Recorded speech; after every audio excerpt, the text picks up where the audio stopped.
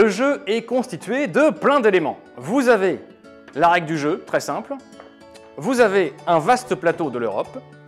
Chaque joueur va avoir des petits wagonnets colorés rigolos à sa couleur, des gares également à sa couleur, un marqueur de score qui fera le tour du plateau.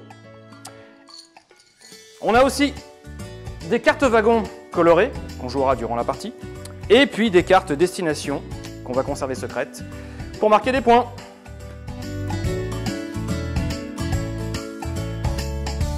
Le but du jeu, c'est de marquer le plus de points. Pour ce faire, il existe 4 manières. La première, ça va être de prendre possession d'une route sur le plateau en posant nos petits wagons. Et on va immédiatement avancer le marqueur de score en fonction de la taille de la route. La deuxième façon de marquer des points, ça va être à la fin de la partie. Pour chaque gare qu'on n'aura pas utilisée, on marquera des points. Chaque carte destination à la fin de la partie que vous aurez réussi à valider vous rapportera les points indiqués sur la carte. Et enfin, il y a un petit bonus. Pour le baron du rail qui aura réussi à faire le trajet le plus vaste, ininterrompu, 10 points, et 10 points, c'est pas rien. Attention, à la fin de la partie, chaque carte destination qui n'aura pas été validée vous coûtera le nombre de points indiqués. Alors prudence. Avant de commencer à jouer, chaque joueur va se munir de ses 45 wagons colorés, de ses 3 petites gares, de son pion de score qui va se promener sur le pourtour du plateau durant la partie. On mélange les cartes wagons, chaque joueur en pioche 4. On dispose ensuite les 5 premières à proximité du plateau. Enfin, chaque joueur va piocher dans la pioche de carte destination route régulière 3 cartes, puis une carte dans la pioche route longue. Sur ces 4 cartes destination, il faudra en conserver au moins 2. À tour de rôle, chaque joueur peut effectuer une et une seule action parmi 4. Les actions possibles sont les suivantes. Je peux piocher des cartes wagons. Je peux poser des wagons à ma couleur sur le plateau. Je peux construire une gare à ma couleur.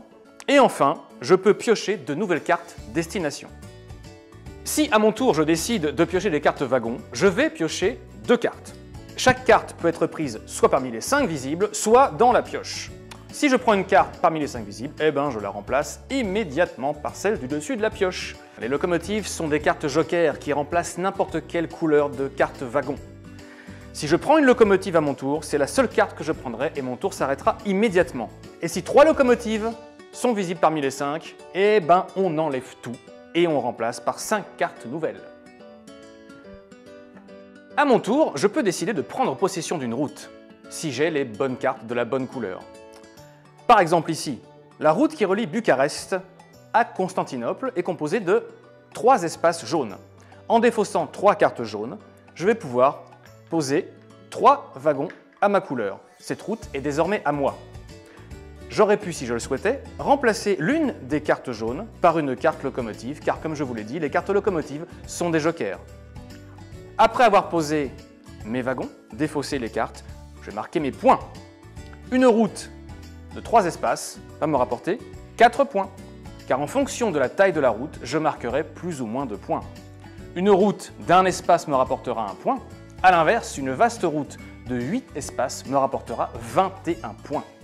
Si un tronçon jaune me forcera à défausser des cartes jaunes, sur un tronçon de route gris, je défausserai la couleur que je souhaite, mais toutes les cartes devront être identiques.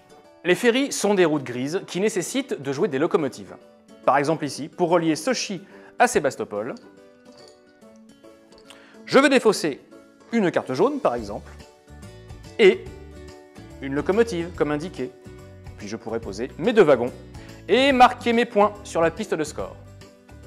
Enfin, je peux décider de prendre possession d'un tunnel. Les tunnels sont les routes cerclées de noir sur le plateau. Les tunnels nécessitent une petite prise de risque. Pour relier Bucarest à Budapest, je vais devoir défausser 4 cartes. Mais, comme c'est un tunnel, je suis forcé de piocher les 3 premières cartes de la pioche. Pour chaque carte de la couleur correspondant à la couleur que j'ai jouée, je vais être forcé de jouer une carte en plus de ma main. Si j'y parviens, je vais pouvoir placer mes wagons, les wagons à ma couleur sur cette route, et marquer les points correspondants sur la piste de score. Si je n'y parviens pas, si je n'ai pas en main les cartes qu'il faut, eh bien je récupère mes cartes, je ne pose pas les wagons et les cartes de la pioche sont défaussées. Et mon tour est perdu et terminé. À mon tour, je peux également décider de piocher de nouvelles cartes destination. Que j'ai accompli les destinations précédentes que j'ai en main ou pas d'ailleurs. Comment ça se passe? Eh bien je vais devoir piocher 3 cartes destination. Parmi ces 3 cartes, je dois en garder une, mais je peux en garder 2.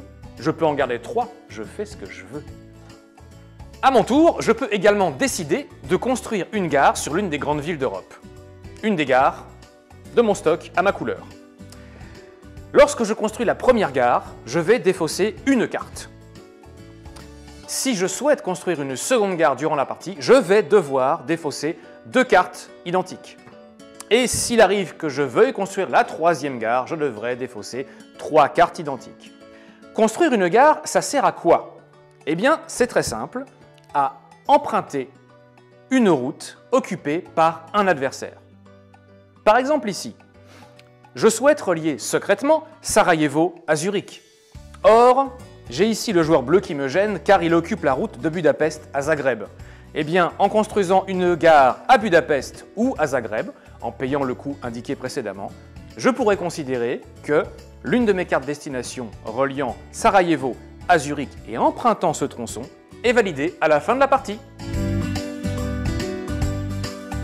Lorsqu'un joueur n'a plus que 2 wagons ou moins dans sa réserve, chacun joue une dernière fois et on compte les points. Pour compter les points, c'est très simple, on prend le score actuel de chaque joueur et on va y ajouter les cartes destination.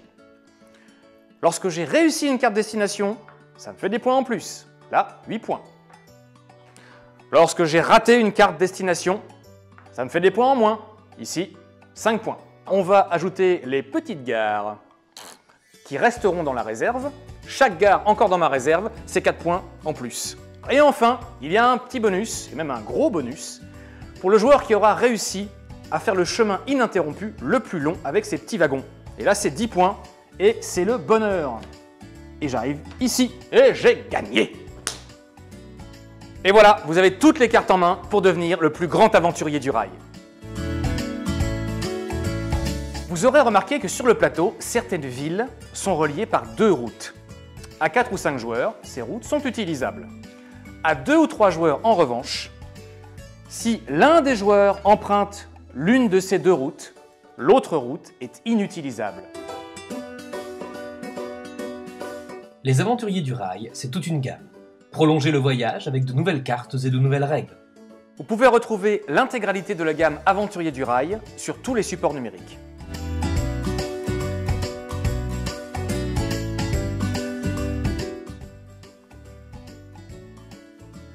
N'oubliez pas, vous pouvez prendre possession de n'importe quelle route sur le plateau, indépendamment des cartes destination. Ça fait toujours des points. Amusez-vous à bloquer les adversaires. C'est toujours rigolo. Vos cartes destination sont secrètes jusqu'à la fin du jeu. Ne révélez rien. Et n'hésitez pas à en reprendre en cours de partie.